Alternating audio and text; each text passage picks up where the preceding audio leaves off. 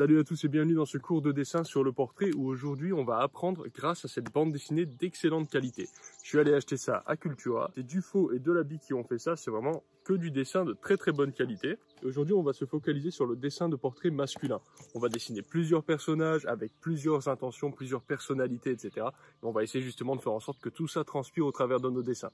L'avantage de recopier une bande dessinée et de ne pas recopier des gens, c'est que là en fait le travail de simplification, le travail d'artiste, il a déjà été fait en amont par l'artiste qui a fait la BD. Donc pour nous qui cherchons à apprendre, c'est beaucoup plus facile parce qu'en fait il n'y a plus qu'à décoder ce que le gars a déjà fait finalement. Donc évidemment ça demande de connaître un tout petit peu les fondamentaux, la tête Lumi, un petit peu de comprendre un peu les structures et tout.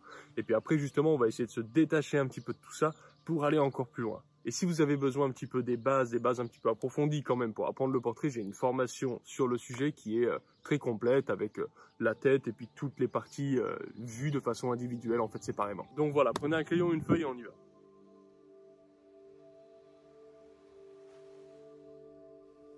Alors on va commencer directement en ouvrant la première page de la BD et je vais simplement la jouer comme ça. J'ouvre une page, je dessine le portrait que je vois et ainsi de suite.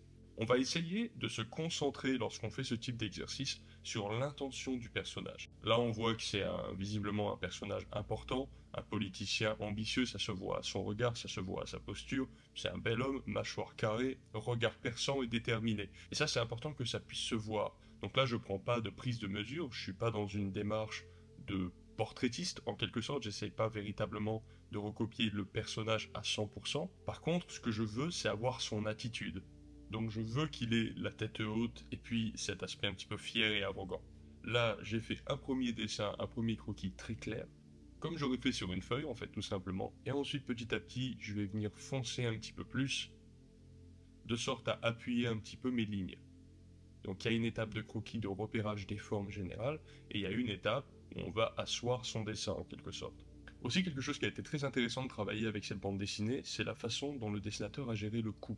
On voit bien les muscles du cou, la pomme d'Adam, etc. de façon un petit peu exagérée, de façon un petit peu caricaturée, mais justement c'est plutôt une bonne chose parce que ça appuie le trait et ça permet en fait de comprendre un petit peu mieux la structure des muscles et comment le mettre en application, surtout sur un dessin, on va dire, un petit peu minimalisé, mais tout de même très pertinent, c'est vraiment très bien dessiné.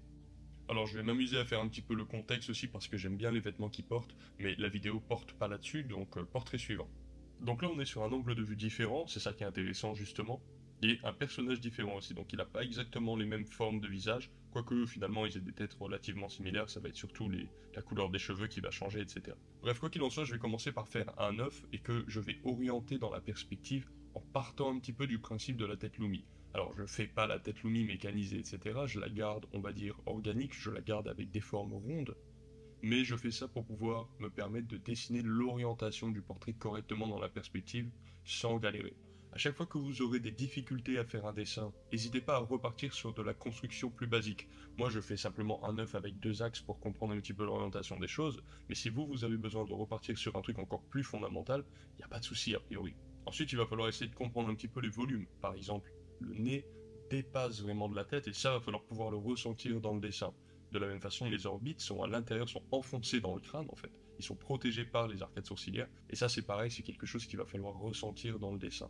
Pour la bouche, avant de faire la bouche justement, je vais faire un espèce de rond, là en l'occurrence c'est plutôt une ellipse, qui va me servir à visualiser un petit peu le museau, en fait, toute la partie du museau, toute la partie autour de la bouche qui fait un œuf supplémentaire en fait sur la tête. Ça c'est des rythmes que vous verrez dans la méthode Rayleigh principalement, et celui-ci est particulièrement utile. Il faut bien faire en sorte, surtout lorsqu'on fait des personnages avec des angles de vue comme ça un petit peu différents, de prêter une attention très particulière aux lignes de perspective. On veut vraiment que la ligne de perspective dans la profondeur, qui suit les sourcils, qui suit le nez, qui suit la bouche, etc., soit vraiment parallèle, absolument parallèle. Après, si vous avez une perspective plus démente avec un grand angle, etc., et que vous voulez faire un truc un petit peu plus délirant, vous pouvez jouer avec les perspectives, mais il faut faire surtout très attention à ce que les choses du visage, comme la bouche, les deux narines, les deux sourcils, des choses qui sont symétriques, soient vraiment sur un même alignement, parce que sinon ça fait des têtes toutes tordues en fait, et c'est des erreurs qu'on voit souvent sur les dessins de gens qui sont très débutants.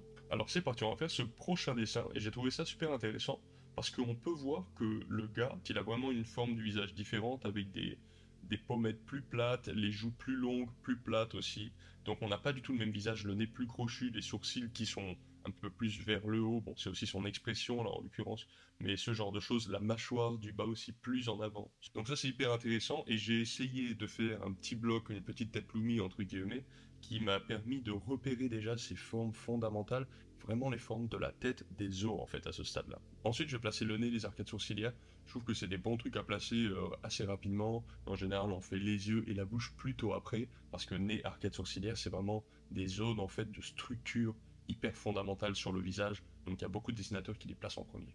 Et on voit que malgré le fait que je fasse pas une mécanisation totale, je fais quand même un petit robot, et je fais pas seulement ça pour m'aider, bien sûr ça m'aide, mais je le fais aussi parce que lorsqu'on dessine par exemple sur une peinture et qu'on a une histoire à raconter avec plusieurs personnages, avant de faire les particularités de chaque bonhomme, c'est-à-dire la barbe, la bouche, etc., on va d'abord placer les éléments, et placer les éléments dans la perspective. Donc dans une démarche d'un dessin plus global, eh bien dans tous les cas, je vais de toute façon placer à un moment donné la version pantin en quelque sorte du visage sur mon bonhomme. C'est la raison pour laquelle je préfère aussi ne pas commencer directement par placer les sourcils, puis le nez, puis la bouche, puis après le visage, parce que j'aurai moins de contrôle sur le placement de la tête en entier. Donc je préfère partir du général, ça veut dire la tête, le crâne en fait, l'entièreté, puis aller vers le spécifique en rajoutant le nez, les yeux, etc. Et il y a aussi une erreur à laquelle il faut prêter attention, qu'on fait de façon tout à fait automatique. En fait, la tête, c'est vraiment quelque chose de très très gros comparativement au nez, aux yeux et à la bouche. Donc bien souvent, on va se retrouver avec une structure de tête qui fait une certaine taille. On va appliquer le visage dessus, c'est-à-dire yeux, bouche, nez globalement, et on va les appliquer beaucoup trop gros, et après on va devoir redessiner tout le reste de la tête de sorte à ce que ce soit cohérent. Mais du coup c'est un problème parce que ça change complètement la proportion et le placement du visage de la tête. Donc sur un petit dessin comme ça où on fait qu'une tête, c'est pas grave. Par contre sur un dessin qui s'inscrit dans un tout où on aurait déjà décidé des proportions, des volumes, des formes des corps, etc., là ça va pas du tout. Donc il faut vraiment s'entraîner à déterminer la taille de la tête, et ensuite à partir de là, on dessine les éléments plus petits. C'est dans cet ordre-là qu'il faut le faire. C'est aussi super intéressant de recopier une BD de cette qualité parce qu'on va avoir le travail de minimalisation qui va être déjà fait par l'artiste. Et le travail de minimalisation en art, c'est vraiment une des choses les plus difficiles à faire en fait, c'est de réussir à comprendre quelles sont les lignes qui sont importantes. Et du coup justement, voir comment le dessinateur il a réussi à placer quelques petites lignes à quelques endroits qui donnent des indications, c'est très intéressant. Notamment sur ce visage, parce qu'on est sur le visage d'un homme qui est plus vieux que les personnages précédents, et du coup évidemment il y a plus de lignes. Donc ça c'est quelque chose, il faut faire un petit peu attention, quand on dessine des visages jeunes, c'est en général assez difficile parce qu'il faut éviter les lignes superflues. Donc quand on dessine des visages un peu vieillissants, il y a plus de lignes et du coup c'est un petit peu moins grave. Plus on va rajouter de traits, plus on va rajouter des informations de volume, des volumes qui changent, qui bougent avec la perspective, et ça c'est typique d'un visage qui a vieilli parce qu'il y a plus de détails tout simplement. Un visage jeune ça va être plus lisse, donc il faut faire attention au nombre de traits qu'on va pouvoir placer. Un autre aspect qui est top avec cet exercice, c'est que on va pouvoir dessiner des personnages dans des perspectives différentes. Ça c'est hyper important. Quand on voit pas mal de gens qui aiment bien dessiner mais qui sont un petit peu jeunes ou qui débutent un petit peu, on fait toujours les mêmes têtes, dans la même perspective, de face, ce genre de choses. C'est exactement ça qu'il faut pas faire, parce qu'on peut avoir l'illusion d'être bon parce qu'on sait faire un truc extrêmement spécifique, mais en fait on n'a pas vraiment compris la nature du volume qu'on est en train de dessiner. Et du coup ça crée des dessins, la plupart du temps, qui sont plats, et surtout on n'a aucune souplesse de création. Et puis on va se rendre compte que notre cerveau est extrêmement biaisé. Dès qu'on va tomber sur des volumes, des formes qui sont un petit peu différentes, des inclinaisons, des orientations qui sont pas vraiment celles qu'on sait faire, on va de suite galérer énormément. Et je vous recommande par exemple de faire un test, essayez de faire un portrait que vous maîtrisez, de face par exemple, de trois quarts, ça dépend ce que vous maîtrisez, et de le faire à l'envers. Comme si le portrait il était la tête en bas, et vous allez voir que c'est beaucoup plus compliqué. Pourtant c'est le même dessin, il est juste à l'envers, et nous, notre cerveau, il est tellement conditionné à faire une tâche très spécifique que c'est vraiment un entraînement et c'est vraiment sortir de sa zone de confort que de l'entraîner à faire des choses qu'il sait vraiment pas encore faire. Et typiquement, dessiner des visages sous des angles de vue différents, ça va aider à avoir une capacité de polyvalence après en fait. Alors cette fois-ci, on va redessiner le bonhomme qu'on a fait tout à l'heure, celui qui avait les joues un peu plates là. Et puis c'est pas mal parce qu'on va le dessiner sous un angle de vue complètement différent et puis avec une expression de visage différente. Et ça c'est vraiment sympa.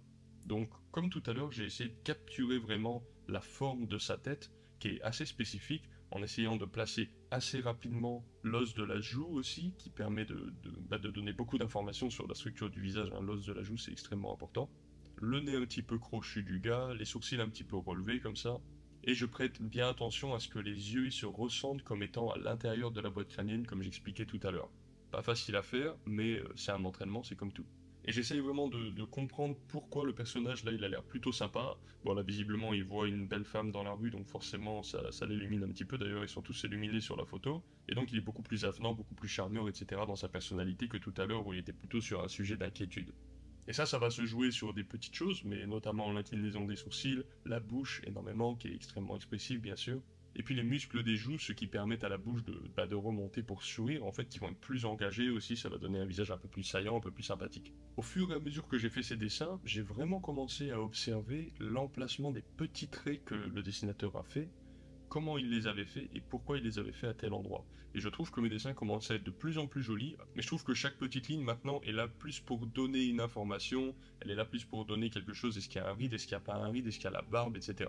Mis à part quelques traits de construction qui sont encore, on va dire, des traits de déchets, qu'on peut tout simplement gommer, après là je les gomme pas parce que c'est pas le sujet de l'exercice de faire du rendu, ensuite il suffit de les gommer, mais sinon je suis content parce que j'ai déjà en quelques dessins compris un petit peu plus la patte de l'artiste, et c'était ça le but aussi. Hein. Et de nouveau, on voit la dynamique du cou avec la pomme d'Adam qui rentre entre les deux muscles du cou, c'est vraiment super intéressant. Donc j'en ai pas parlé, mais là j'ai pas mis de timer hein, pour faire ces dessins. En fait, c'est des dessins qui sont faits.